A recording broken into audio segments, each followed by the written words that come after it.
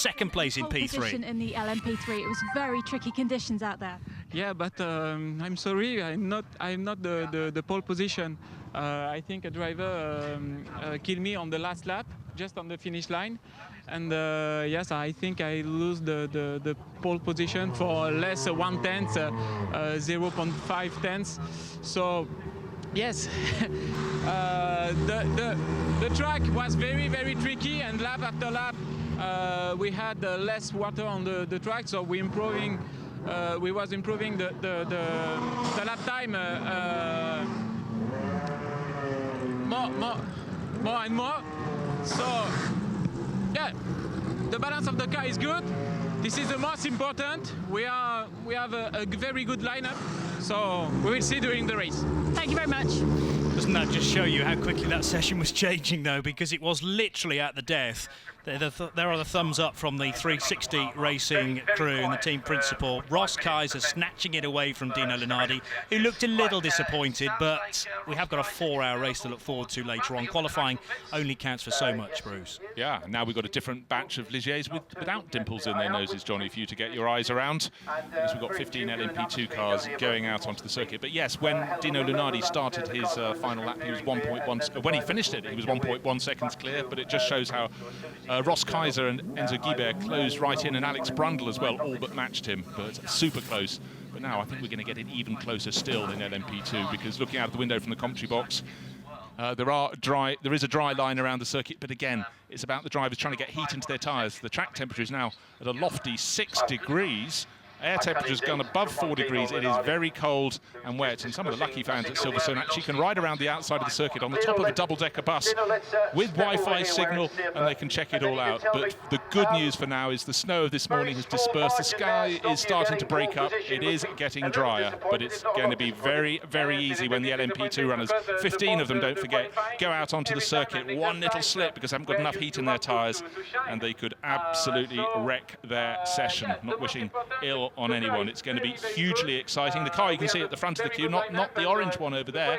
I was talking about the one on the right, the 41 Greaves Motorsport Ligier. That should be the first one out of the pit lane, but you can see from the left of the screen the Thirier by TDS Racing Orica 05 fancies being the first one allowed out. It comes from one of the final pit garages, so perhaps they will allow that onto the circuit. Thirier by TDS Racing being so strong on the in the championship over the past 3 seasons. So let's see what they can get up to. And the G-Drive Racing Gibson in the middle. Simon Dolan, Harry Tinknell and Guido van der Garde, that had all sorts of problems yesterday and lost a lot of track time. Sat in the garage, and in fact in the second 1.5-hour practice session set not one flying lap. So they've got a lot of ground to make up. Track conditions completely different. SMP Racing with 2 of their BR01s are here. That's the Julien Lial, Andres Worth and Stefano Coletti, who's having his first go in cars with roofs, all looking to make their mark this weekend. And obviously doing so alongside the World Endurance Championship is a good place to go and display your skills, Johnny. What we get in LMP2 for 2016 is a tyre battle between the French manufacturer Michelin and Dunlop. There are 4, 5, 6, 7, 8, 9 cars, 10 cars on the Dunlop rubber and 4 on Michelin. There are all sorts of different chassis in this category as well. 6 Ligier JSP2s. There are 3 of the new Oricas, the 05, 2 of the older Oricas, the 03Rs. That's the updated version of the 03. 2 from SMP Racing, the BR01s. That's their own design, and go very quickly to the BR01 engineering cars. They've done some fantastic business over the winter period as well to sign some big names from the single-seater world of motorsport, IndyCar and GP2 series. The lone Gibson 015S, which is fashioned by G-Drive Racing for this year, formerly Jota Sport, but it's a bright orange car, number 38 for 2016. And there's one Morgan as well, which went pretty well in free practice yesterday with Leo Russell at the wheel for Pegasus Racing. 2 Morgans, because we're looking at the other one, which is in the innovative car class. That's not always easy to say. SRT 41 by Oak Racing. Frédéric Sausset, driver with no legs, limited arm function. He is racing in a special class because he has to have special controls on the steering wheel. He's sharing his Morgan, the 84 entry, with Christophe Tanceau and Jean-Bernard Bouvet. but they have the target of Le Mans this year, so coming out to play beforehand. But play indeed for everybody out there. Less than 10 minutes in this session to go. We've already burnt up 15 seconds as the first few cars go out onto the track. And of course, they will be experiencing it for the first time this morning, just seeing how much, or more to the point, how little grip they have to play with. But TDS Racing out on the circuit, the number 46, the number they've had for so many years, just out there looking for grip as it goes through Chapel Curve onto the Hangar Straight, being the first car out of the pit lane. Of course, no spray in the driver's face as they go down to Stowe for the first time. Stowe, this fast right-hander, not as fast as it used to be, many circuit modifications over the decades at Silverstone, but a place where water can sit, and you can see the corrections of the steering wheel, just trying to get heat into the tyres, trying to get just half an iota of an inkling where the grip can be found. Again, it's quite hard as they turn into Vale to go through. Just see where the water is sitting, just to the exit of Club. You can see on the apex of the corner there's a bit of a puddle there. Staying out wide is the line to take, Johnny. The other thing we have in this category is an engine battle with Nissan versus Judd. It's the Nissan 4.5 litre V8 versus the Judd 3.6 V8. And the Judd runners, by the way, numbers 22, the So 24 by Lombard Racing squad, IDEX Sport with their Ligier, and Race Performance are back, the Swiss squad in number 34. But we're looking at the number 46 car here, the Thierry by TDS Racing Orica 05. And this team so eager to win this championship once again. Pierre Thierry, Matthias Besch and Ryo Hirakawa. Matthias Besch and Ryo Hirakawa with brilliant pace in free practice yesterday. Yeah, Thierry, the team boss, the team owner, is a driver who knows his car very well. Been racing it on and off for 1.5 seasons now, but the others dialing in, and certainly Matthias Besch, every time he's been out in this Orica, he's absolutely flown. And Hirakawa getting to know the British circuit very well indeed, and really making his mark. That looks a really well-balanced driver lineup. Now, of course, they do a lap and a half before they set a flying lap, because they depart from the Heritage pit lane, come around half a lap, start their first flying lap. So we won't be able to tell you what the 46 Orica is managing time-wise, but what we can is visually it's staying on the sensible parts of the circuit, the black parts, rather than going over the curbs and onto the grass or the tarmac runoff beyond. But going through Beckett's right now, kicking up so much spray, but importantly staying off the curbs, because of course the curbs always retain water and just don't have the grip of the tarmac. Now the left-hander, gentle left-hander at Chapel, but of course exit speed important, because you carry that all the way down the straight towards Stowe, and then the Vale, and then Club, the corners that remain on this lap, but we have an off. Murphy Prototypes at Luffield, and the car snapping away from the driver there, and I'll tell you in a moment who is at the wheel. It's the orange, white and green helmet of Damien Faulkner, and the rear end there snapping away at Luffield. I hope the car not fully buried in the stones. It looks like he might be able to drive out the back of the gravel trap there. If he can, fine, he's waited the lap, but hopefully no more. If he can't, well, that will be session over and out, and a very red face indeed. So Thierry by TDS go top on the timing screens. The red flag is out though, and that must be because of the Murphy Prototypes it's car. Going no further. It hasn't managed to get around the gravel at the back. Sometimes they can manage to do so. So Matthias Besch did set a flying lap, 2 minutes 7.621 seconds. Let's look at a replay. Oh, the car snapped away at David. He wanted a bit of traction, found none at all, and unfortunately found the giant gravel trap and kept it going probably 60% of the way round, and then just in front of the Motul banner, well, he's actually clouted the barrier on the outside. He's just trying to get traction, and the car was just sinking in, and now it's on its belly. Now, can that be taken out and put back on the circuit? It'd certainly be full of gravel, which we wouldn't want littering the circuit at all. Matthias Besch has provisional pole position, and none of the other runners in LMP2 managed to get around before the red flag came out to complete a flying lap. That number 48 car has suffered hydraulic problems so far this weekend. They changed all of the master cylinders, then it had an oil leak in the second free practice session yesterday. A weekend to forget for Murphy Prototypes up until this point, but it can only get better for the Irish crew. They're here with 2 cars this weekend, this one in LMP2 and a second in LMP3, the number 14 machine. Michael Cullen, Tony Arve and Doug Peterson, due to be a Riley from Imola onwards in the European Le Mans Series, but the Riley not quite ready. Well, I understand it is ready, but it needs to be tested for a couple of weeks before they bring it to a race meeting. So that will happen at Imola in Italy in May. Well, it's red flag, as you can see, in the TDS Racing car on provisional pole. Matthias Besch going back into the pit lane while they wait. The other runners going around the circuit, just trying to keep sight of laps. But they have to get, of course, back as they passed us in the wing. They're half a lap away from where the TDS Racing entry is. I think Matthias Bech will go and park at pit exit, ready to take the green light when the session is rejoined. As we saw, the marshals trying their hardest to get the 48 Murphy prototypes entry out of the gravel. They were doing well by manpower, and then it seemed to heave to a halt. So I'm afraid a tow is required. As you can see, the rear end of the car is really quite deeply in the gravel there. There's still quite a lot of beach in front of Damien, as Damien sits there absolutely frustrated. You could see the car just snapping away halfway around Luffield, possibly. Well, the front end washed away first, and it just dragged the car with it out through the gravel, and then diminishing returns. But already the first few drivers have got to pit exit in the Heritage pits, and of course that may mean we only get effectively 3 flying laps that count because of this red flag incursion.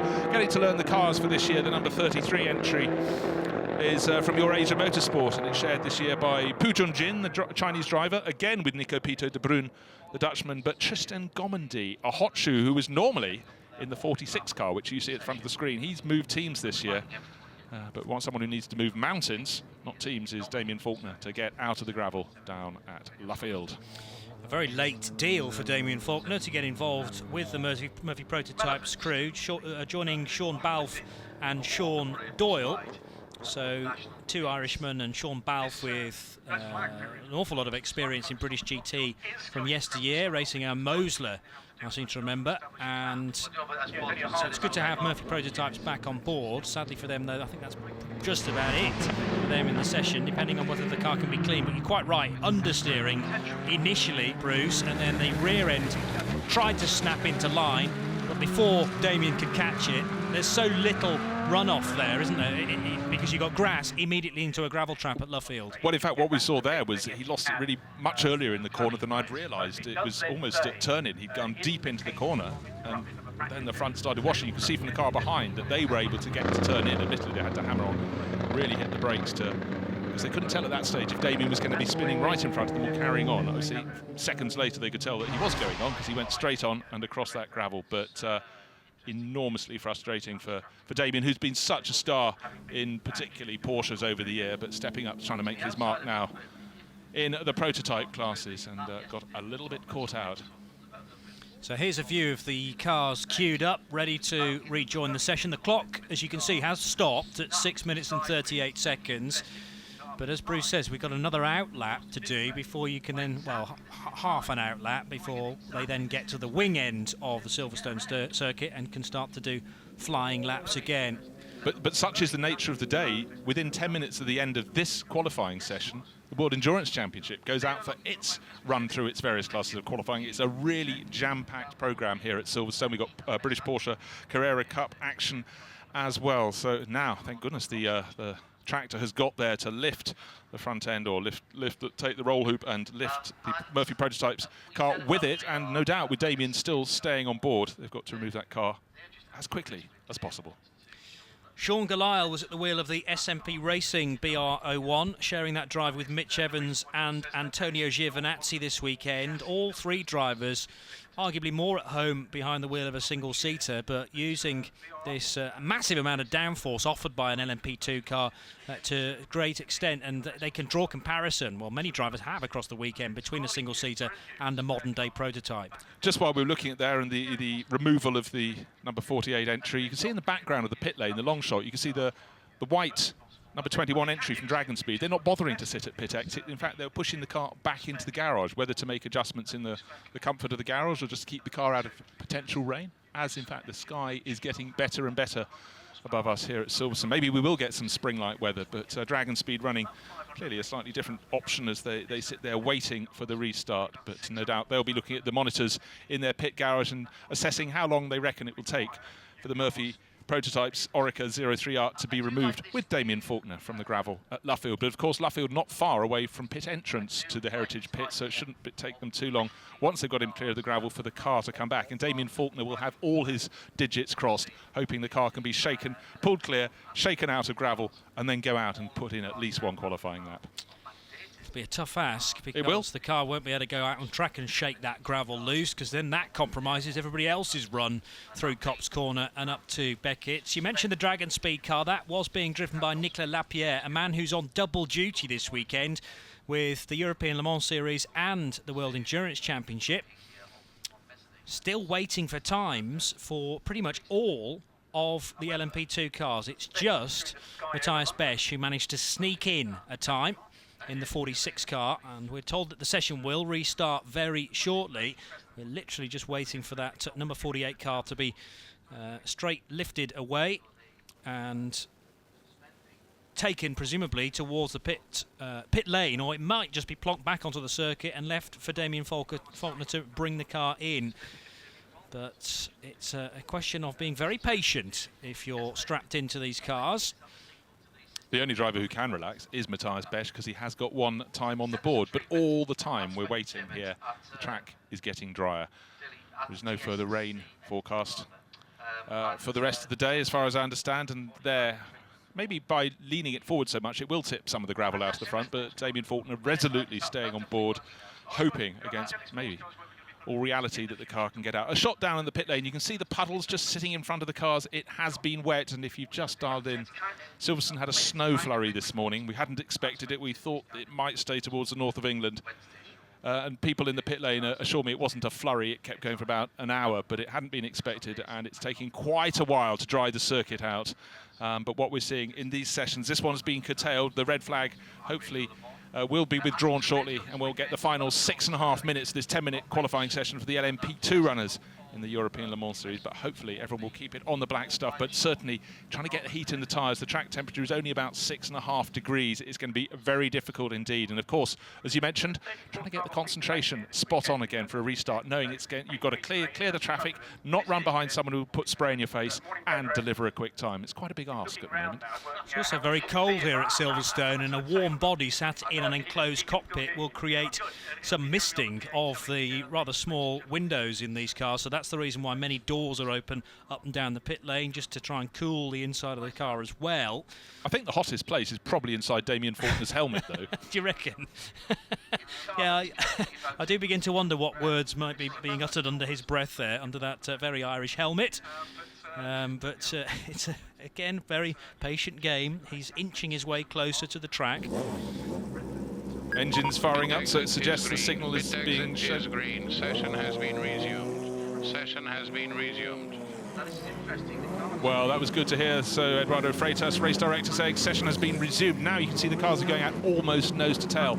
I've said it before and I'll say it again. They have to get work themselves into a position of clear track. We have at least 18 of the runners able to go out onto the circuit. They've got to make a bit of space. Now, is this the best place to be going? Certainly at the outset, Matthias Besch, without fogged up the windscreen, Johnny, so they did good work with their doors, has got clear track ahead of him. But right behind is the number 38 entry. That's the G-Drive Racing entry, and they will be very, very keen to try and get the clear track that Besch has at the moment, because Harry Tincknell has not set a flying lap, and Tincknell just, all of them trying to get heat into their tyres. If I was him, I try not to be too much of a hero, but I'd try and get past Matthias Besch. But we know Besch has been very quick in everything he's done.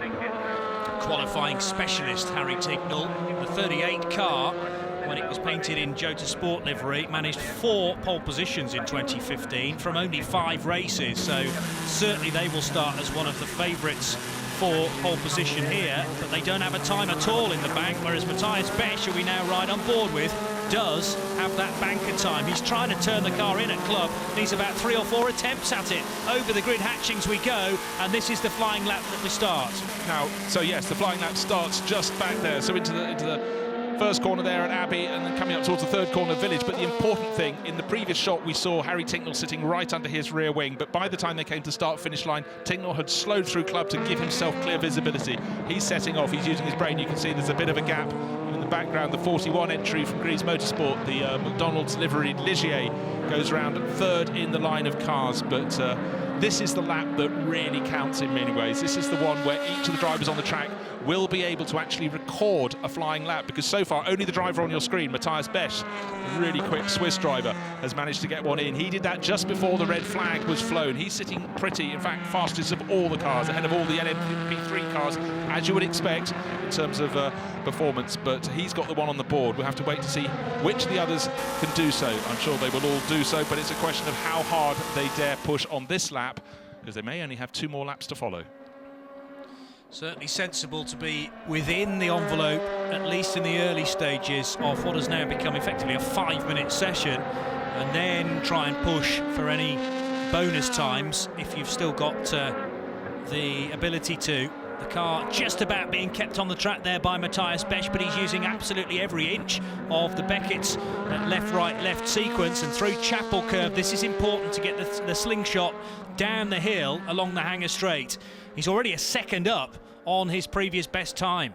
And he's just set a new fastest second sector of all, but I think these are slightly meaningless because it was much wetter when they went out at the start of this LMP2 only final qualifying session for the opening round of the European Le Mans Series. Very happy to use quite a lot of curb on the exit of Stowe as they drop down into the Vale. In the background you can see Harry Tinknell trying to make his mark, but now this is the corner that you really don't want to blow it. You've done all the work around the lap and you go right, and right some more through Club, and there you can see the start finish straight.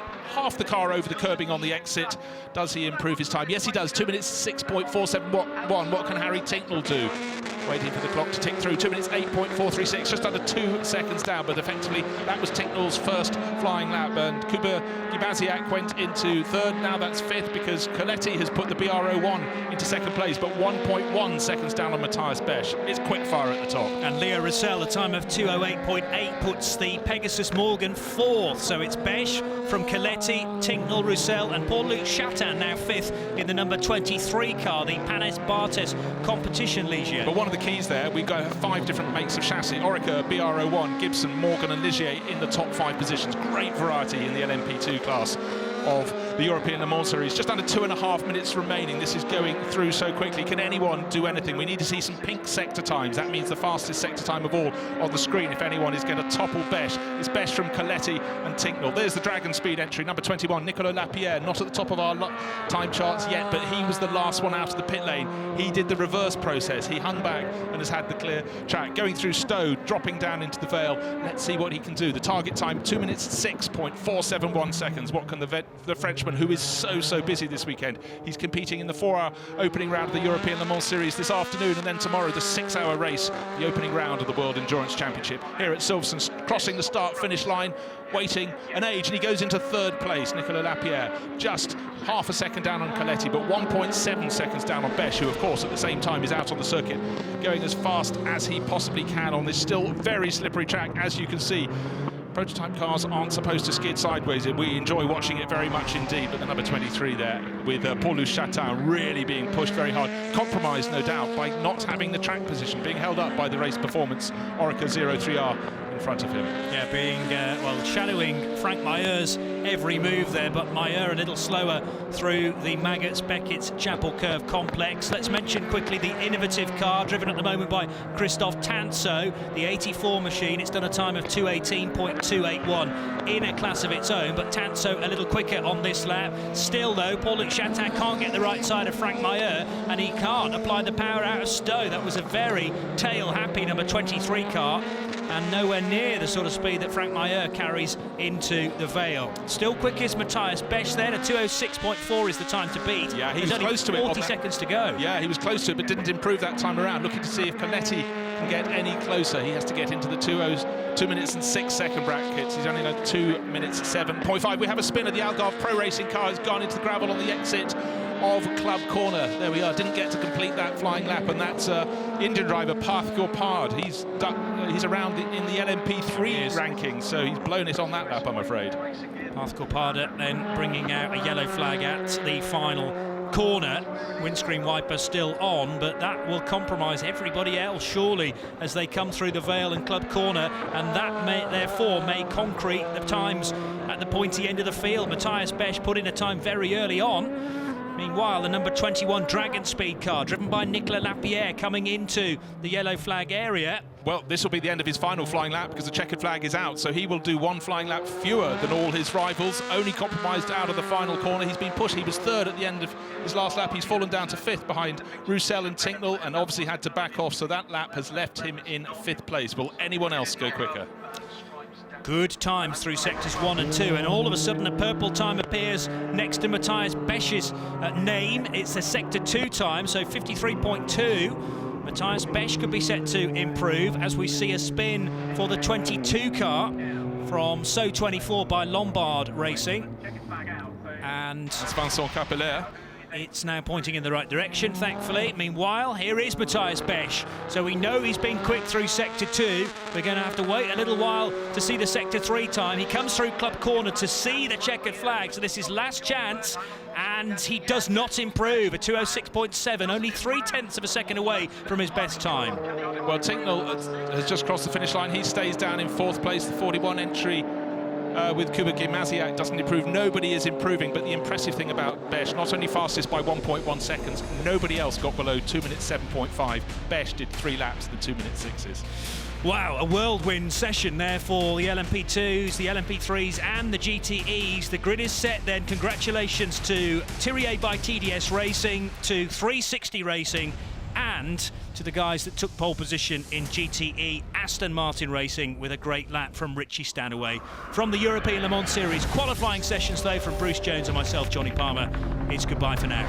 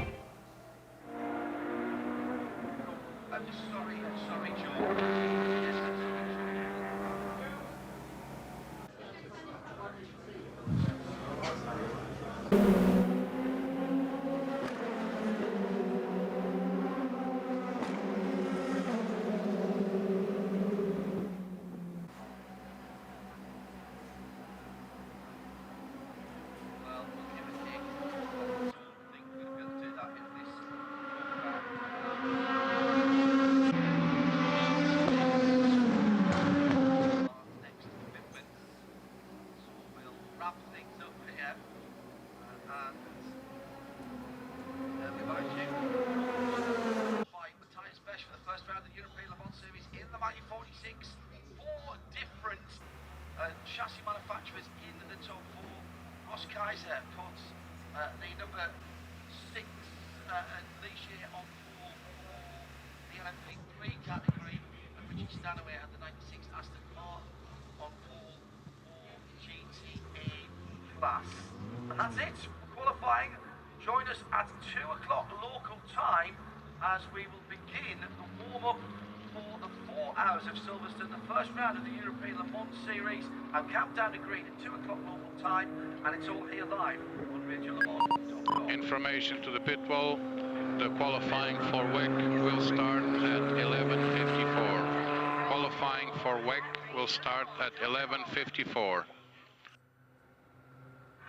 The RadioLeMans.com travel club is the best way to get to the biggest motorsport event.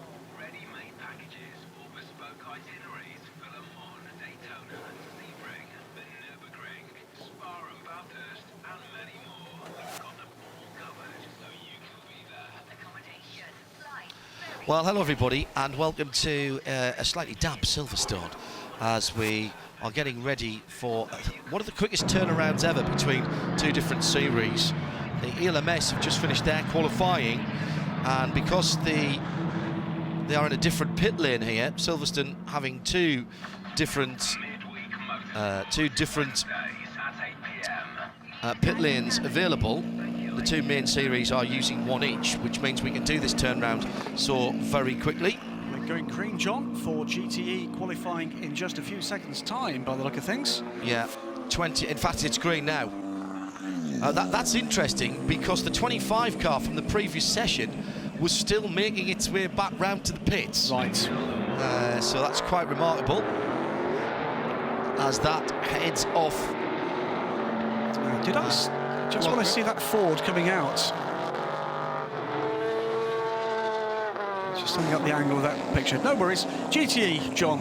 What we got here? Brand new look for GTE Pro this year. Yeah, GTE don't forget, now GTE steps back to as it was a couple of years ago, Graham, actually where freezes. Effectively no new cars in GTE in FIA In terms or of ELMS this in terms year. of spec. So basically it freezes as it was last year. So even if you wanted one and Ford were prepared to sell you a Ford GT, which they aren't, there's no customer cars available and neither will there be for at least a couple of seasons, you couldn't have it. Absolutely correct. Is the answer to the question.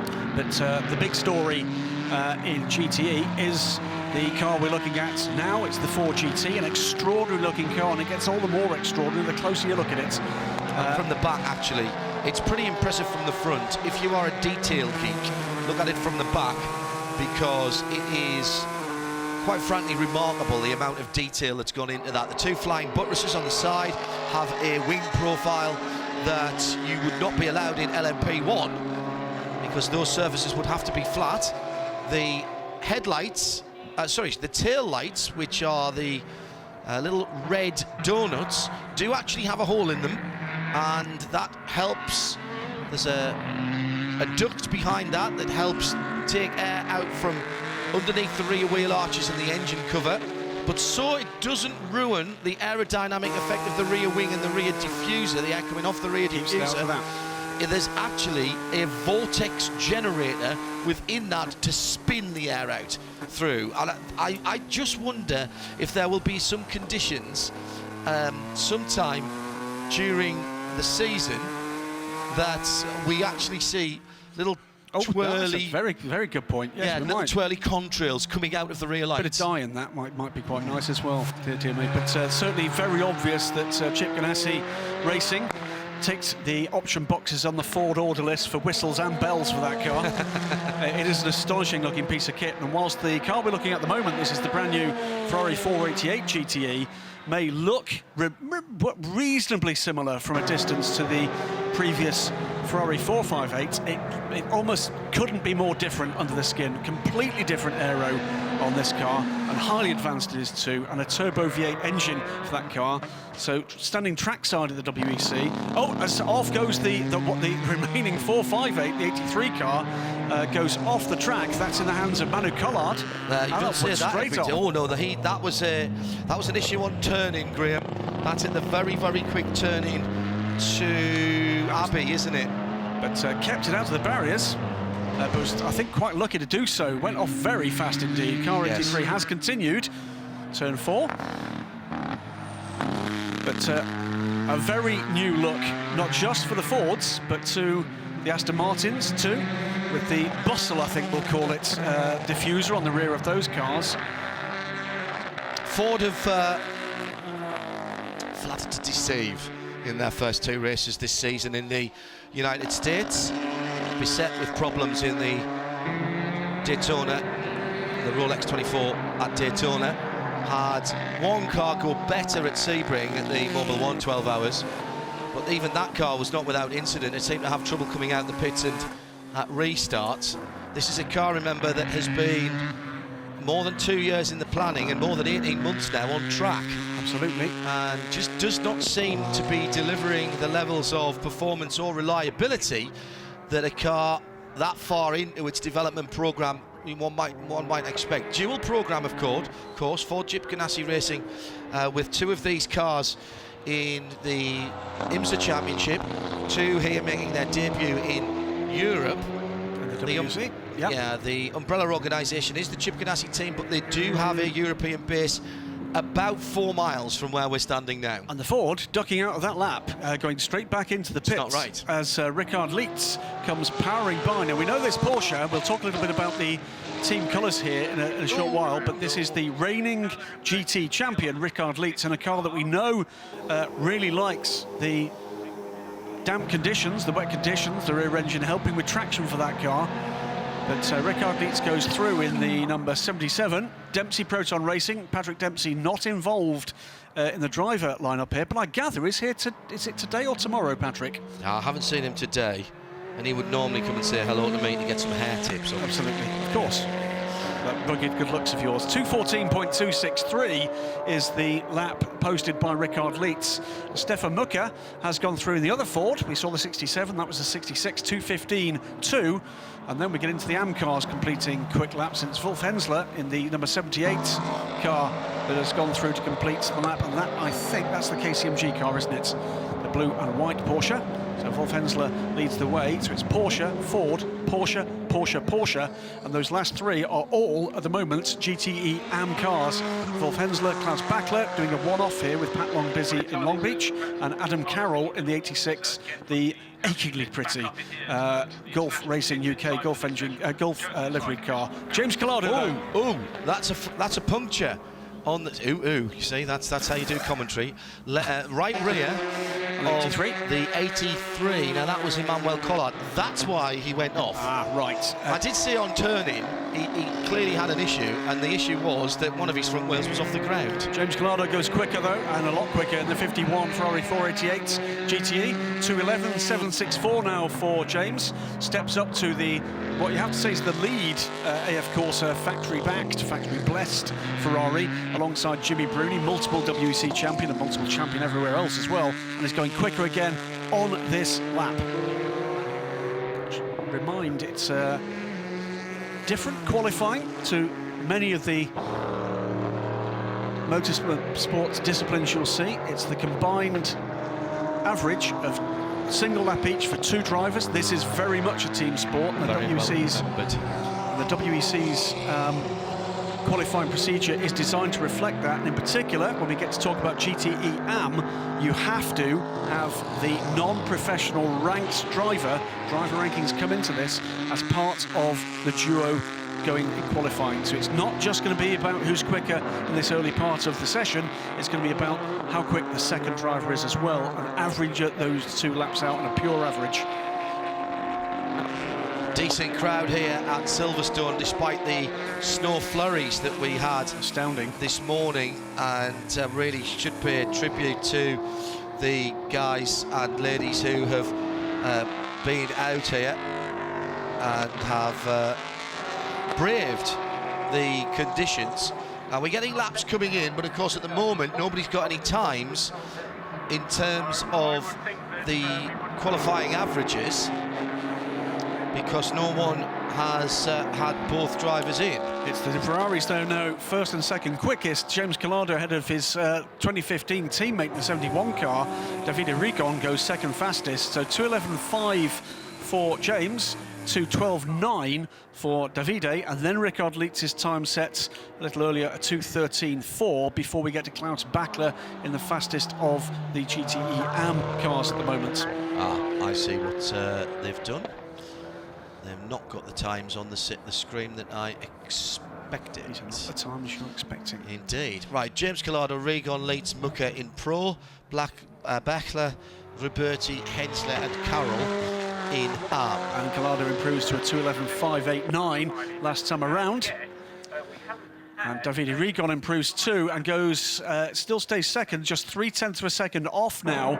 So this average is going to count. Now, let's talk about tyres. Round black, one at each corner.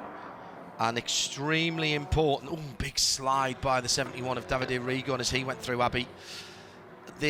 Let's talk about the tyres. The GT cars can pretty much throw tyres, the GT Pro cars can pretty much throw tyres on as they wish. So I expect all 7 of those cars, when they come in and change driver, as they'll be doing any second now, and Louise will keep an eye on this for us, we'll throw a new set of tyres. You'd expect so. Wets are free. And 77 and 66 are doing that now. Now, there's no point in not throwing tyres at this because wets are free. When we get later in the season and there are dry tyres in dry tyre qualifying, how and when you use new tyres, particularly for the prototypes, is going to be far more important. It's going to be the opposite.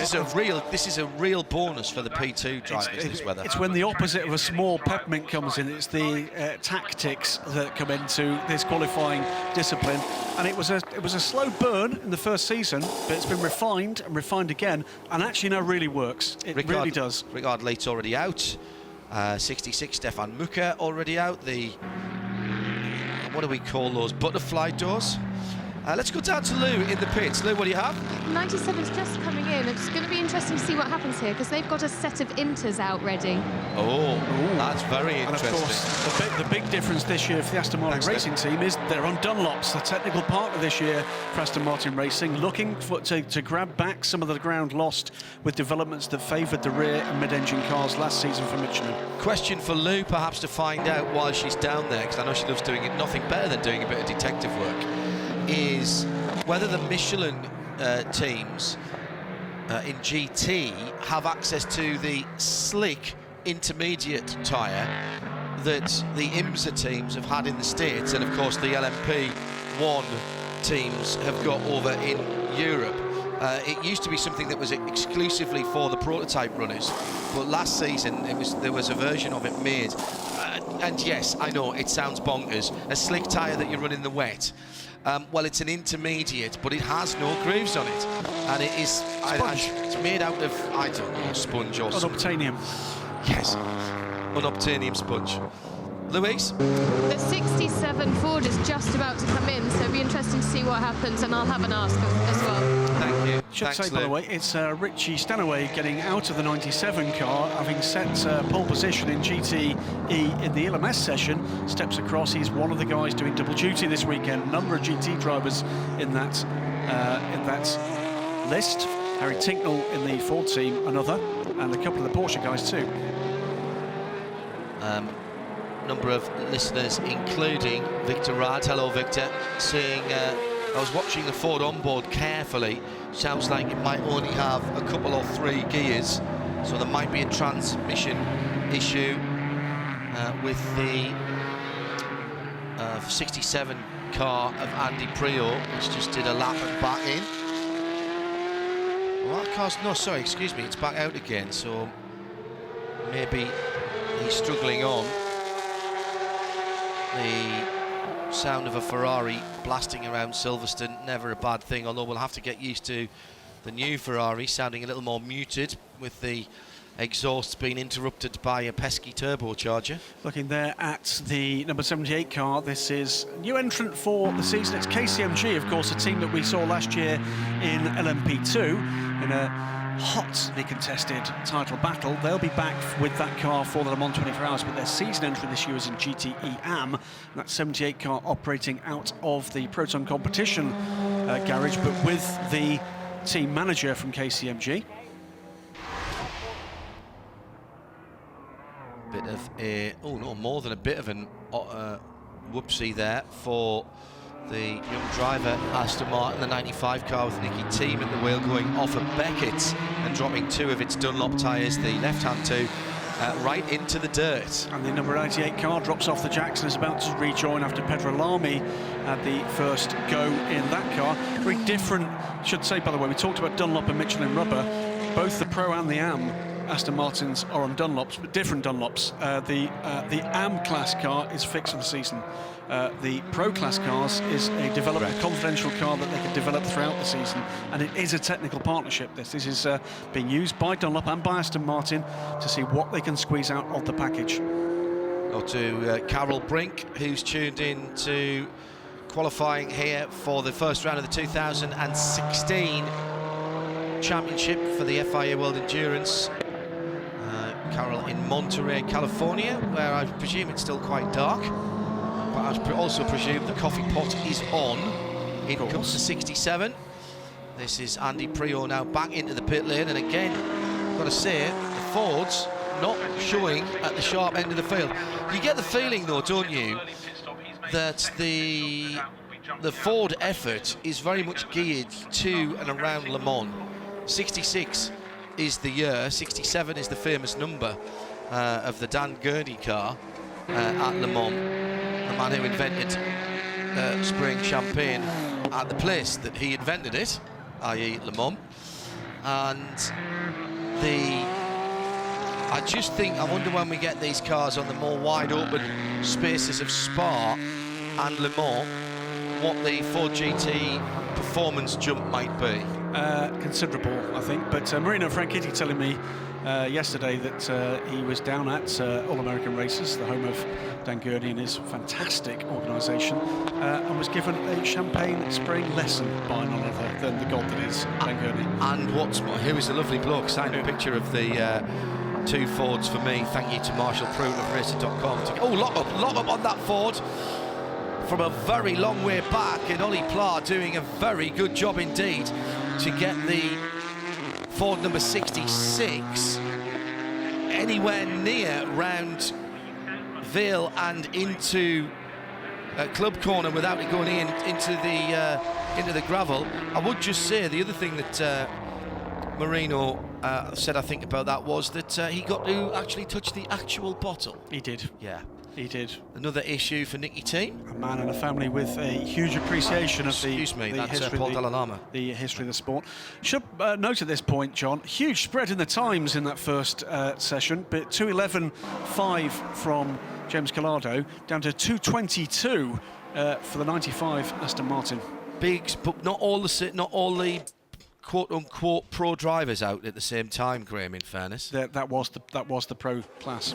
I wasn't talking about including GTM. Oh, right, okay, sorry. It's a big spread, so a couple of cars clearly with a few issues there. Yes, sorry. It just so happened there's a pro car at the end of the thing. Indeed. You're absolutely right, sorry. Even without taking that car out, it's still an 8-second spread, which is not what we're used to seeing.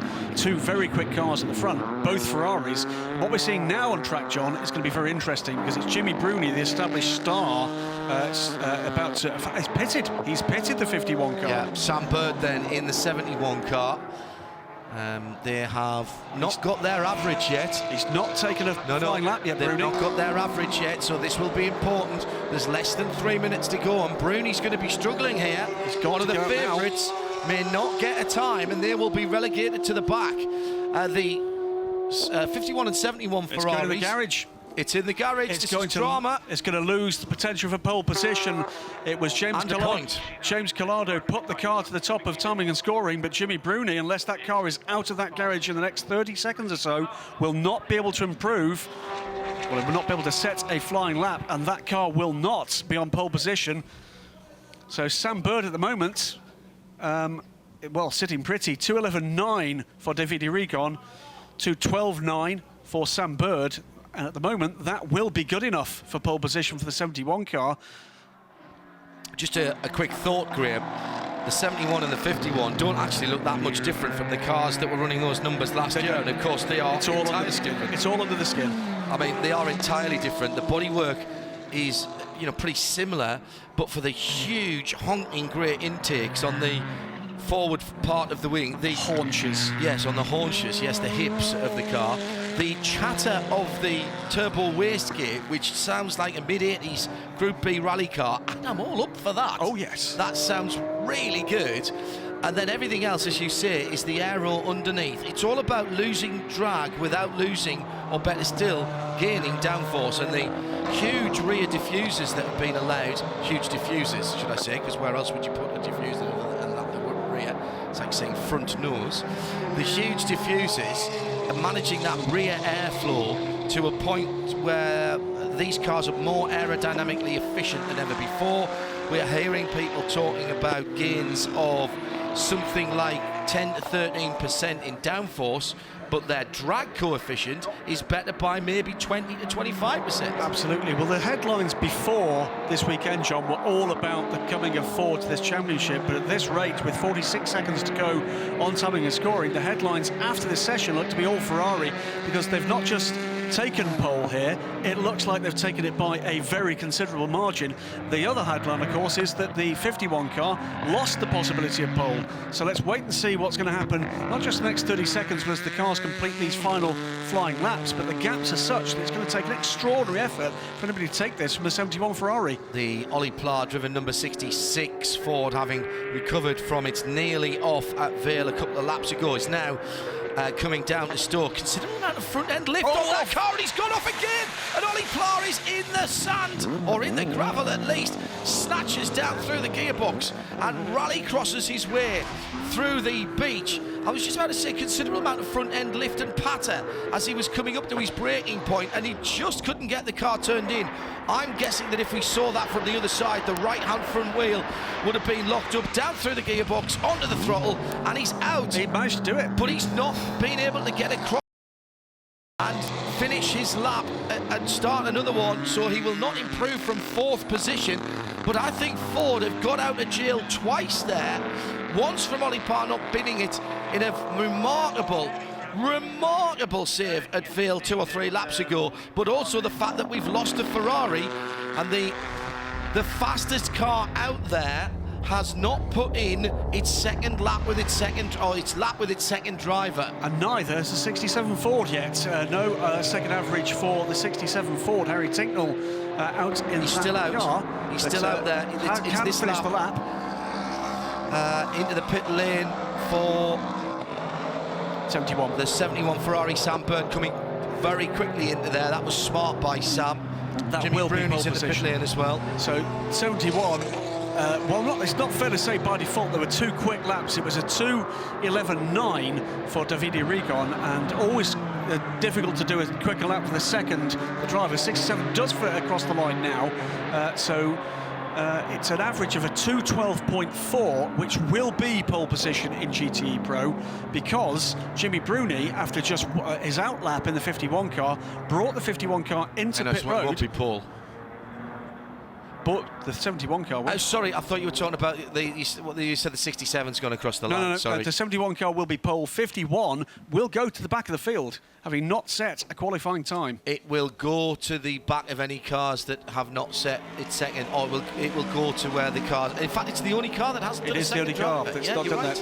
So it'll be the Ferrari, and alongside on the front row will be the number 77 Porsche, the only Porsche in GT Pro.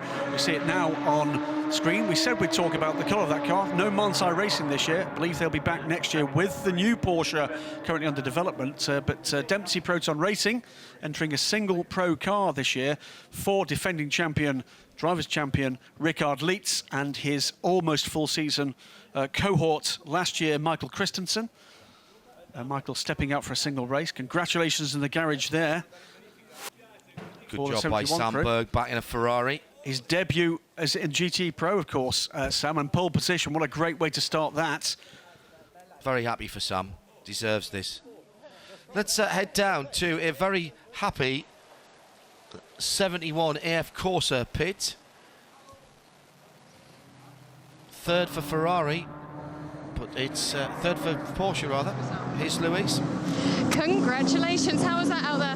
It's my first ever time I've driven this car in the wet, so yeah, difficult for me, but Davide did a great job. It's unfortunate for the sister car, but we start on pole, so it's the best place to start. Do you know what the problem was with the other car? No, I passed it on track, and you could smell like a burning smell coming from the rear. I don't know what it is, so I don't want to comment on it. It's just a real shame for James and Jimmy, but very happy for my crew. Everybody on the 71 has worked very hard over the winter, so I'm really chuffed, and hopefully it's the start of good things to come. But it was tough, first time, so good. And out on the wet, you've got Porsche alongside you. Were you expecting them to be so close? Yes, because they're the current world champions, of course, and they're fantastic in the wet, always very quick in the wet, so we'll see what happens tomorrow. Thank you. Cheers. Louise Beckett back with us again in 2016. The happy drivers for the pole position. Sam Bird doing a very good job indeed. The Porsche that will be alongside, excuse me, I was looking at the outright times, the average times, 2:11.5 to 2:12.4 rather to 2:13.8. A huge difference between the Ferrari, but with an 11.5 in the bank from Jimmy Bruni. James Collado must be cursing his luck. That was Collado. It was Collado. Excuse me, it was Collado did the 11. Jimmy Bruni must be cursing his luck. Should say as well, John, we were saying about second place on the grid from the Porsche. We see again Ollie Pla rally crossing out. Very rally soundtrack to that one, isn't it? We talked about the turbo chatter on the Ferrari, but much the same with the Ford powering out of the gravel trap. Yeah, well, that's the EcoBoost engine, isn't it, that they've been racing. AF Corsa take pole position for the 6 Hours of Silverstone in the GT Pro category, and it's Abu Dhabi Proton Racing, the 88 Porsche for the AM class. Ford Chip Ganassi will, I'm sure, make a big deal of third position. Rather looked into that with the demise of the AF Corsa car at the bottom. Did not complete a second timed lap for Jimmy Bruni after James Collado had put the fastest lap in the session in on that car's first run. Got to be in it to win it. There's a few cars out of position. That 95 car of Nicky Team out of position as well. Just managed to get its second lap in right at the end of the session. It may be proof of the pudding that there wasn't a lot of time for wet weather testing with the Dunlop rubber for the Aston Martins, and they prop up, I'm afraid, the order, the pros and the AMs. We see the new headlight structures in the Rebellion. It's a pretty car. It's a very pretty car. And they had, if you remember, they had a slightly different headlight in that looked very Peugeot-like, one might have said. Because it was a Peugeot-like. I want to say that. Well, Orica had some left. It's a 908. Orica, of course, ran a customer car. Yes, they did. And there were some spares left. And right, Graham. Prototypes. Prototypes in the World Endurance Championship. We have been focusing over the last few seasons, and rightly so, on the front end of the field. And I don't think anybody has an issue with that. However, LMP2 this year... It's gone boom in a good way. Yes, it really has. Lots and lots and lots. 11 cars, I believe. Am I right? 11 cars here? Including, well, we've got 2 Manners, whereas only one is a full season entry, but effectively forget about Le Mans because it's here for the rest of it. It is indeed 11 cars. And, well, talking about the LMP2s just briefly, in number order, it's number 26 car. This is the G-Drive racing car. The orange car, you can see that back at the little row. That's now run by Jota Sports and is an Orica, but still with the Nissan engine. You know, look there at the first sight for this qualifying session of the first of the Toyotas, number 6 Toyota TS050. They will not be happy to see wet weather here. Nope. That is an extremely slippery car, built for the long, fast straights of the Circuit de la Sarthe. And we'll see that car out later on. The green car at the front. Now, these guys... Most successful car of the season so far, or team of the season so far. Team, I mean, and we have to make that point because their car that has won the 36 Hours of Florida, being the Rolex 24 Daytona and the Mobil 1 12 Hours of Sebring, is here in Europe and ready to go to Le Mans. The chassis is, and it's ready for Michael Shank Racing. So we have got an opportunity for a team to win the 3 big races of the year, and we've got a second opportunity for a chassis to win. But not the same chassis. But not the same, yeah, but not the same team. Look at the extraordinary front end of an extraordinary Audi for 2016. We had a brief view, by the way, of the front end of the CLM, the Bicolis car. Which is new. Privateer car, but with a lot of attention being paid to Front Aero there, as they, same as Rebellion, you can see there, the second car, flat grey car with the bright yellow wing at the rear. That car with That's a very new tub for this year, isn't it? New tub, new front aero, and a couple of new, well, one returning driver, one new driver in the shape of Ollie Webb, stepping up from LMP2. There is the number 1 car, the defending world champions, Porsche, with the revised, evolved 919 hybrid. That's the G-Drive car, the reigning championship team in LMP2, but with a different backroom team. Roman Rusinov, the only driver carried over this year for that squad, in garage now with, well, the anticipatory looks of the Toyota management team as the Audis begin to roll out ready for this qualifying session. I wonder, John, whether just having a few more P2 cars out there to play might play a part here. Yes. Very tippy-toe. These are not the conditions that I think anybody, apart from possibly the LMP1 privateers, wanted for qualifying. May help to close the gap just a little, but of course the four-wheel drive way in which the power is distributed by some of the P1 hybrid cars will be a plus with marginal conditions. Less marginal than they were, by the way, at the start of ELMS qualifying less than an hour ago. Open pit exit. We're about to go green. Z1 Freitas tells us 15. 9, 8, 7, 6, 5, 4, 3, 2, 1. Pit lane is now open. The session has started. The session has been declared wet. And the competitive part of the 2016 FIA World Endurance Championship gets underway with qualifying at Silverstone.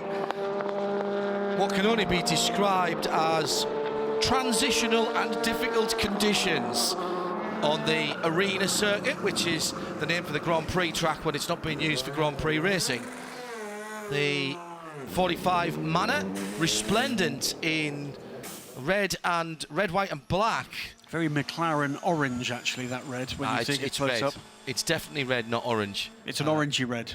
It's definitely red, not orange. Tangerine mandarin type red. I know that Graham Loudon, who is the team manager for that team, was absolutely insistent that those cars had to be red and white, not black and white. I think there's a good reason for that. They run out of black paint.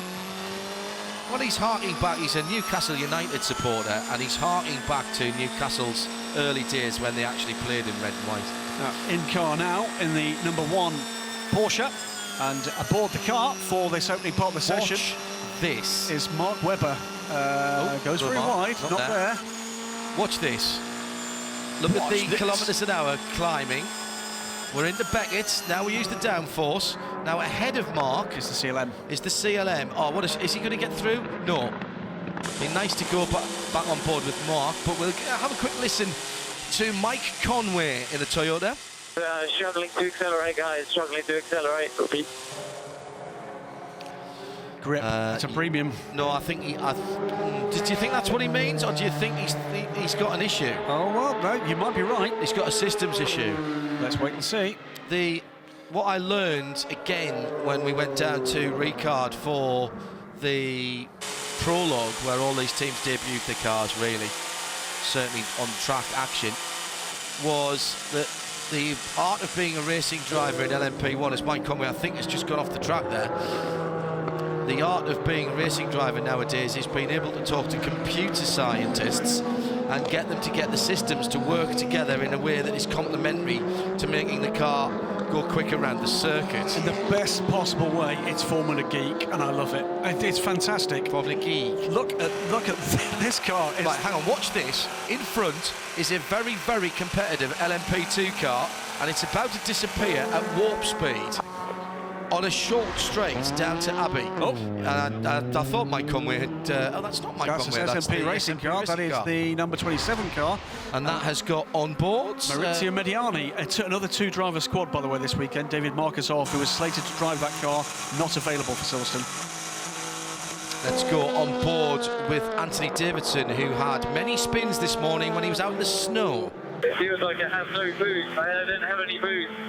That's the same issue as Conway had. Trouble with the battery packs for Toyota Hybrid. Now, worth mentioning that Toyota have kept the same ways of harvesting their hybrid power.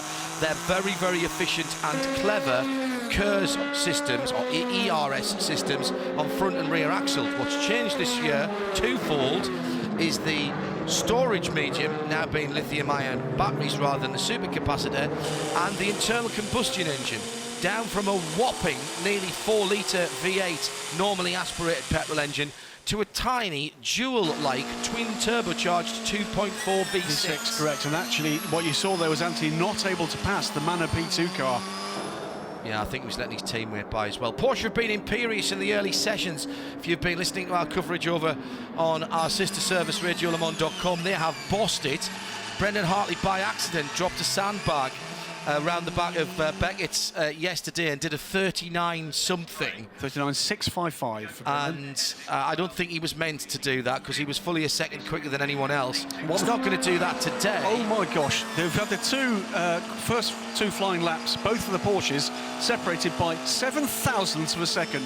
157.353 for Neil Janney in the number 2 car, and 157.360 for Mark Webber. Third fastest overall at the moment is a P2 car. It's Pipo Derani in the 31. 10 seconds back from the Porsches. But Andre Lotterer and Loic Duval go through, and they too separated by a very small margin, but a tenth and a half between the two Audis, third and fourth at the moment. Best of the P2 cars is the Pipo Derani driven machine.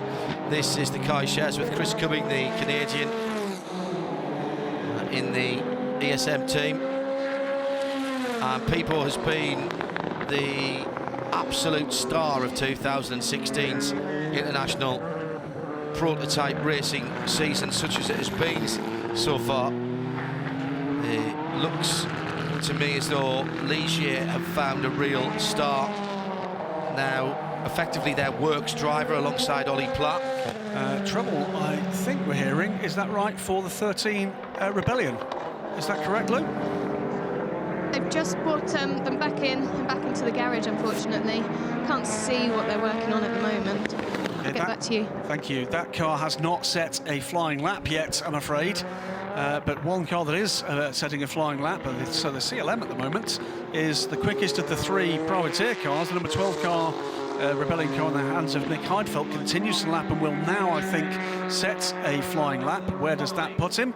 It puts him behind the CLM, and they're separated by just a couple of tenths. So James Rossiter currently aboard the number 4 car, 7th quickest overall, behind Pipo Derani, but quicker than both Rebellions, with one of the two, the 13 car, in the garage. Meanwhile, an improvement, and a fairly substantial one, for Neil Jani, a 154.833 for the car that could not get a break last year, got all the luck, all of it bad last season. So the 2 car, Jani at the moment quicker than Mark Webber by just under 7 tenths of a second. 154.2 plays 154.8. From Sam Collins of Race Car Engineering down in the pit lane. Not a hybrid, probably he believes, thinks it's turbo issues on that car. So when they were talking about both cars, yes, both of the Toyotas, the 6 and the 5, Matt Guest out on the circuit saying, tweeting at Specutainment and at DSC editor, the Porsche sounds amazing when it lifts off. It's like a space shuttle. The Porsche, I mean, Porsche have had a year at this technology. They know it now. It works for them.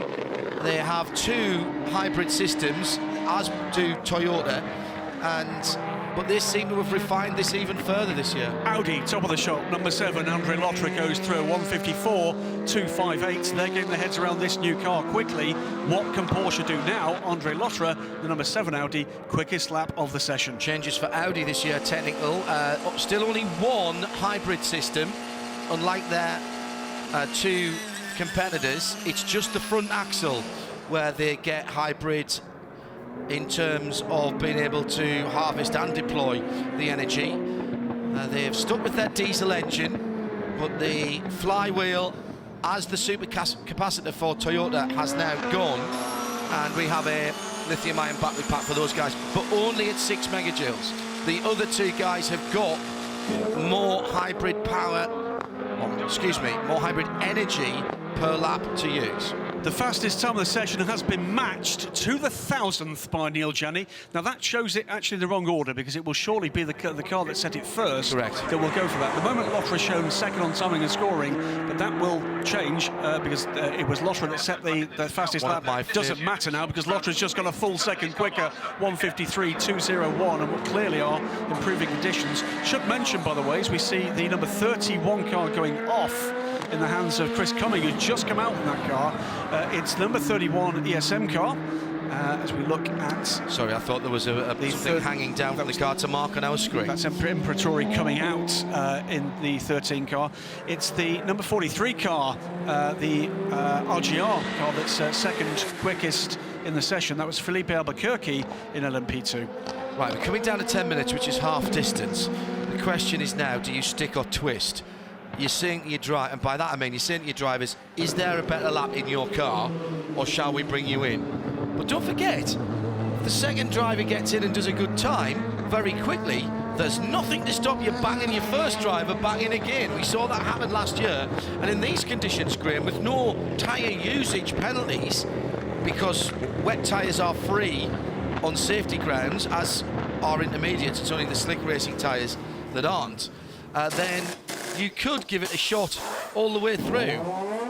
Absolutely. And just keep throwing tyres on it. Out goes the Manor, as the number 8 Audi is now down through the Beckett complex for Loic Duval, who went out in the snow this morning. I think that was his call.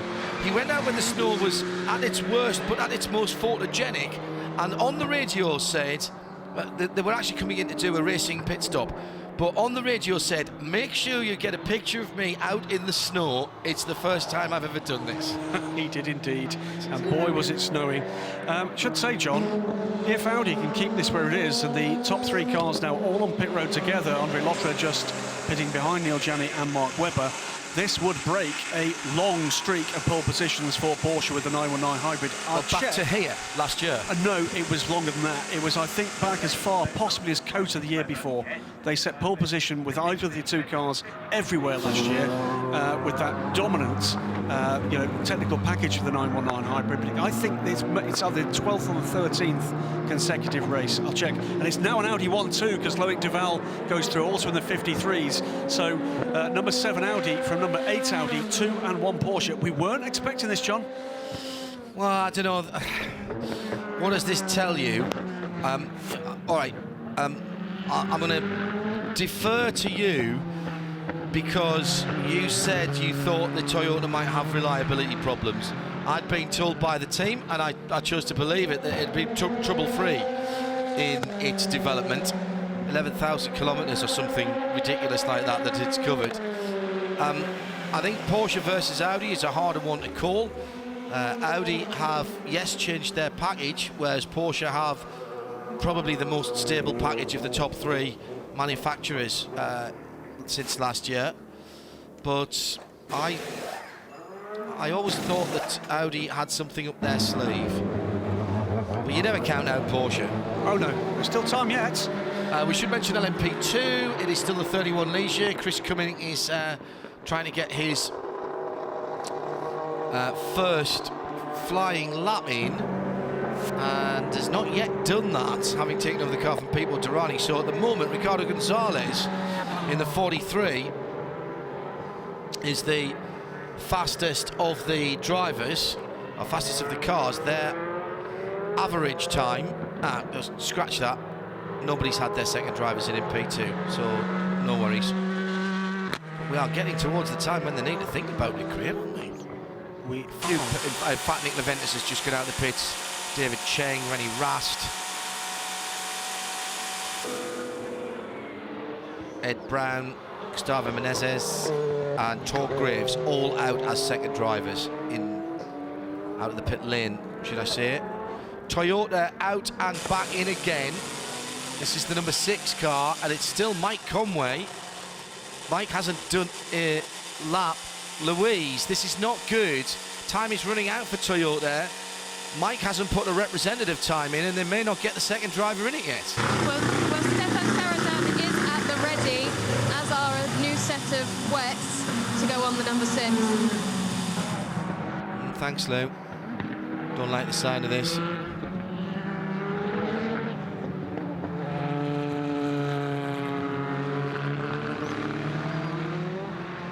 Not a lot of changes coming in P2 at the moment, John. So Rennie Rast now aboard the number 26 car.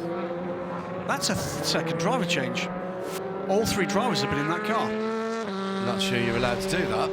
It showed up as guns. Well, it can't. Well, it started the session showing Felipe Albuquerque in that car. Gonzalez then got in. It's now showing Rennie Rast, who's just gone out in that car. All 3 drivers. Did Gonzalez actually get in, though? Oh, sorry, I'm talking about the wrong car. Yes. I'm getting confused here. Rennie Rast is the G-Drive car. Yes. My apologies, dear viewers. No, it's all right.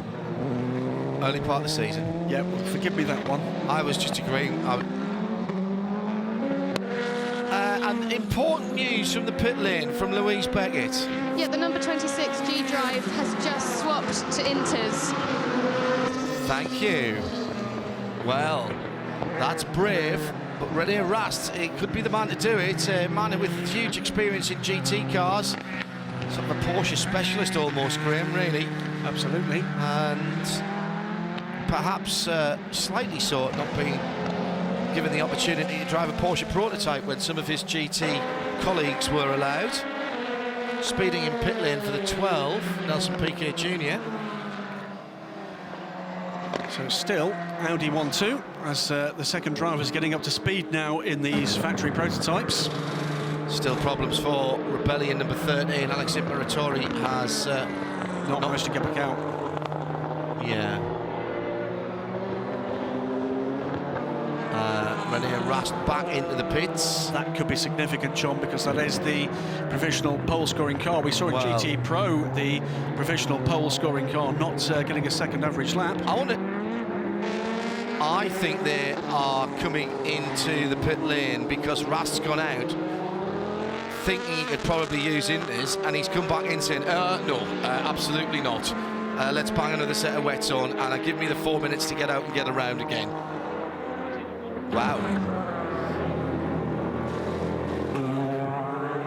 That is Alex Imperatori, is it not? Going back to his car? I believe that isn't. No, it's not. Alex Imperatori is still in the car.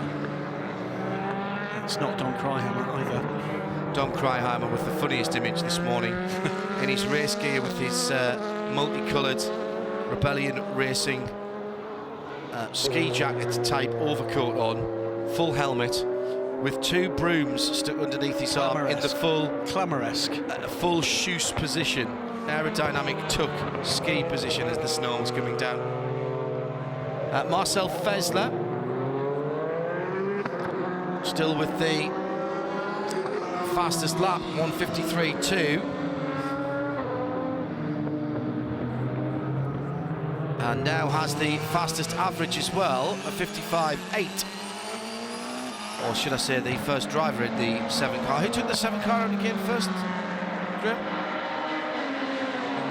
Lotterer. Andre Lotterer, yes. was it? Nakajima going quicker this time, but needs to.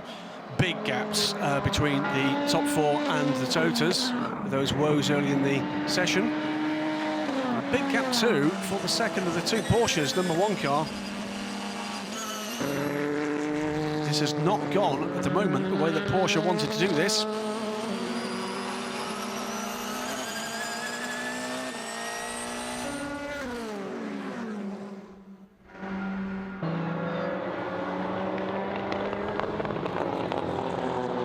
I'll correct myself, by the way. I think this may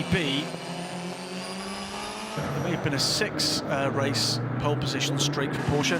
36 Alpine, 66 Alpine. That car at the moment in the hands of Gustavo Menezes, who was very quick in free practice, going just off the circuit but rejoining. Porsche try do what they can to battle back. Marcel Fesler, meanwhile, has done the fastest. That's not the fastest lap of the session. No, that was the earlier lap.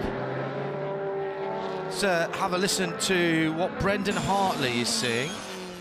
Okay, Brendan, just keep pushing every lap, mate. Keep pushing every lap. We're lucky with traffic or not. Keep pushing, mate. I think that was Kyle Wilson-Clark. Wilson-Clark on the 1 car, the championship car that he engineered to the championship. Used to work for Audi, now working for Porsche. And of course, Lena Gade, now working for Audi, about to take up a new career in a managerial post at Bentley Motors. Will be after Le Mans before she takes up that new post. The Porsches in line astern are pushing, but not as quickly as the Audis, but both cars improving the first sector on this, what will be nothing between them again. Lap. 10 1,000ths of a second. This is 2 cars perfectly prepared. 4 drivers, very evenly matched. And this is team racing at its very, very best indeed. Up towards Stowe then for Marcel Fesler. Taking the middle of the roads, trying to find the grip, riding the red and white curb on the exit. Comes down the Vale. Again, not on the normal line. He's trying to find a little bit of grip offline where the rubber isn't. Significant change to the rear end of that car and the wing end plate shape since we saw it in December when it was unveiled to Audi staff, and he's gone across in a 53 153.204. 6 thousandths of a second between the fastest lap of the first driver, Andre Lotterer, and the fastest lap set just now by Marcel Fessler. 153.201 for Lotterer, yeah. 153.207 for Fessler, 153.204 the average. Astonishing stuff. I think that was an improvement too, and it was the fastest lap of the session for Lucas de Grassi. 52.911. 52.911. That means that the gap between the two Audis at the lead of the timing and scoring is just 4 thousandths over a tenth of a second. 53.2 to 53.3. This is an astonishing session in tricky conditions from Audi Sport. Checkered flag is out. Who can improve? And both the Audis are going quicker. And it's almost enough in terms of the difference between them, because de Grassi is quicker than Fessler. Could pole position change hands on this, the last flying lap of the session? Quicker too, but not as quick as the Audis is Brendan Hartley, and that's changed, hasn't it? The number 1 car's gone ahead of the number 2 car, so Hartley puts the number 1 car up into third. It could be last Audi across the line gets pole. And that's because Hartley has done the quickest lap of the Porsches at 153.6. That is more than a second and a half slower than what the Audis have managed. They will pick up some time in this last lap, Graham, but not 1.6 seconds. No. It's between the two Audis, for my money. I was spectacularly wrong in LMP3 qualifying. Let's see if we can try and pull something out of the bag here as the 8 car de Grassi comes to the braking point at Stowe. De Grassi could take it here. He's got the best of conditions. Oh, he's just a little bit wide there. Tries to straighten out coming down the hill. He'll be in the middle of the road for Vale, and he's gone off. He was just trying too hard. I think they're very muddy on the piece of the circuit between Vale and Club. Now he's got to do another lap, of course, because he's gone past the pit. But John, this is going to be a 1-2 for Audi Sport, and the debut of the Audi R18. The first time these cars have been used competitively. We've seen them in testing, we've seen them at the WEC Prologue, we've seen them in free practice, and now head-to-head with Porsche, they are going to have the first point on the board, and we can say that once these cars hit the pit road, Audi will lead the World Endurance Championship. Well, yes, indeed, that's very true.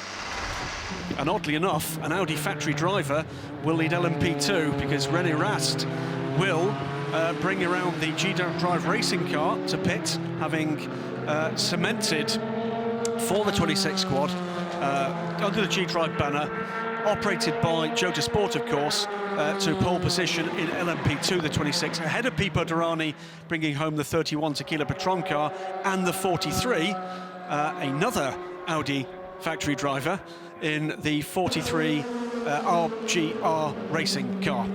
Well, happy scenes down at the Audi pit.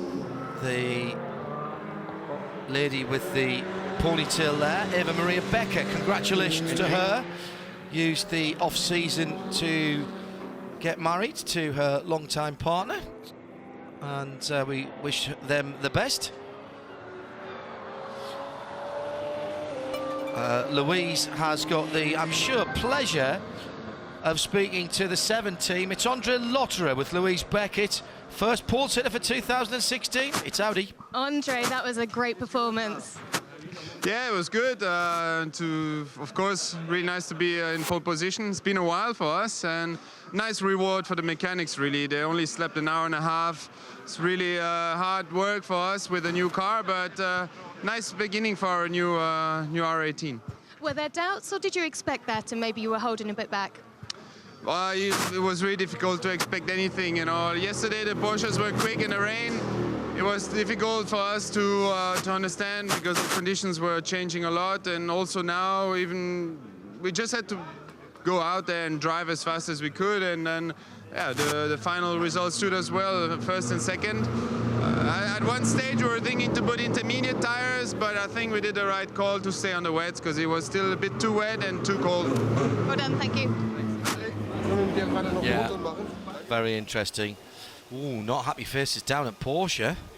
I think they expected a bit bigger than that, a bit better than that. Yeah. Timo on the right, Mark Webber in the middle, and Brendan Hartley still with the helmet on. Walked in with Brendan. We parked the Chrysler Voyager, the our fun bus out on the Store circuit, and Brendan had driven in behind us, and at that time it was sleet rather than the snow that came later, and he just looked and shook his head. He said, we're not going to get tyre temperature in this weather. Clearly, conditions have improved progressively through the day, and patently, obviously, we're improving through that session as well. But Lucas de Grassi pushed hard, didn't quite get there.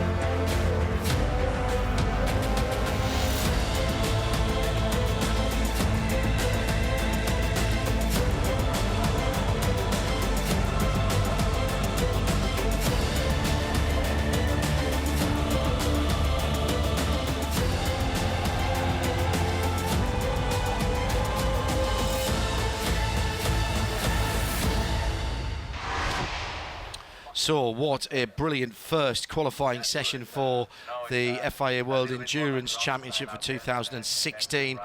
Audi locking out the front row from Porsche on row 2, and Toyota Gazoo Racing with what we think were turbo issues on row 3. They went out there, they got their laps in, but that's about all they did. And look at the times, the gaps there. By Collis Racing Team, by far the best of the privateers, because issues for both of the Rebellions. Cars just did not get out and do enough laps. I'll check, John, but that may be by Collis's first LMP1 privateer pole against opposition.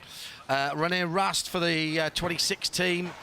They took pole in the P2 category. G-Drive Racing in 8th position overall, ahead of Extreme Speed Motorsports, the form team, if you will, in the first part of the season. I know we haven't started here yet, but they have won both at Daytona for the Rolex 24 and the 12 Hours of Sebring. Let's head down to LMP2 pole sitters here to G-Drive. Here's René Rast.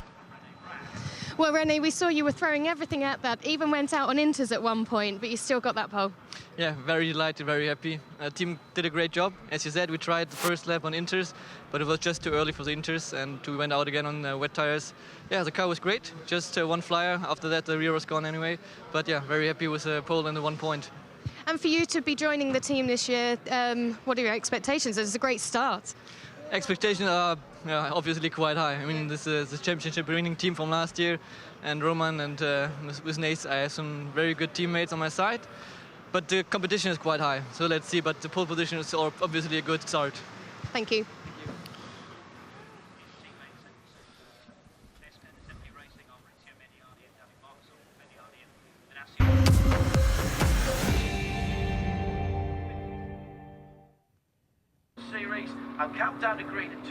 The 2016 season for the World Endurance Championship makes its traditional start in the centre of the UK at Silverstone, qualifying under cloudy skies and the track conditions, what could only be described as difficult. The snow, yes, snow of early morning had given way and left a greasy surface for the teams. The Labour Competition Corvette doing good work early on, and in GTE all of the cars looking to find the grip on Silverstone's wide open spaces. Porsche, of course, always can be backed in difficult conditions. And the good news was that the 88 car for Proton Abu Dhabi Racing managed to pull the time out of the bag. In GTE Pro, difficulties for some of their competitors allowed the European debuting Ford to get up into 3rd position, perhaps a surprise 2nd for the only Porsche in Pro, the 77 Dempsey Racing Porsche. And the pole sitter expected to be a Ferrari, and it was. The 71 car claiming pole position with Sam Bird capitalising on the good work done by his teammate. The big news was their teammates with issues, and the 51 car will start at the back of the GTE grid. So with the conditions improving all the time, it was the turn of the prototypes that had the thoroughbred racing cars, and immediately it became obvious that wet weather tyres were still going to be the order of the day, with the track temperatures a chilly 6 degrees and about a degree or two cooler in the Celsius in the air. Spectators had turned out even in the worst of the weather to see the cars on the circuit. In LMP2, early pace setters, ESM in the 31. They've been the form team of prototype racing in America, but couldn't quite match the pace of the 26 G-Drive Racing Squad, the defending LMP2 champions, with René Rast bringing their pole position home in 8th overall. In the battle of the big factories, Toyota were never in the mix. Turbo problems preventing the two TSO 50s from challenging their German rivals. Porsche were expected to do well here, and they went well early on, but it was Audi with two stunning sets of times by both of their drivers that claimed the front row and locked out Porsche for the first time in a very long time. The 7 car and the 8 car will start the season in the FIA World Endurance Championship on the front row, and with 1 point for pole position, Audi lead the championship.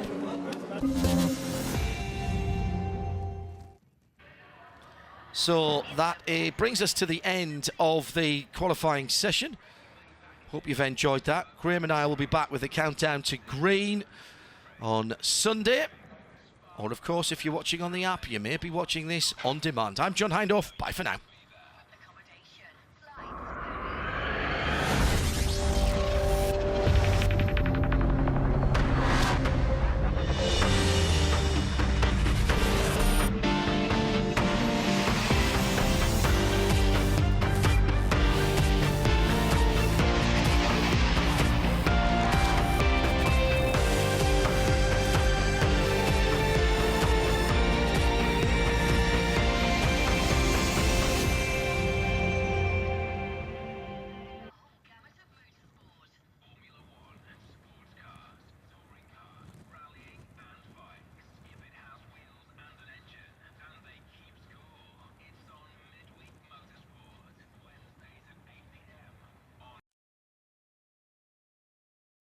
Six.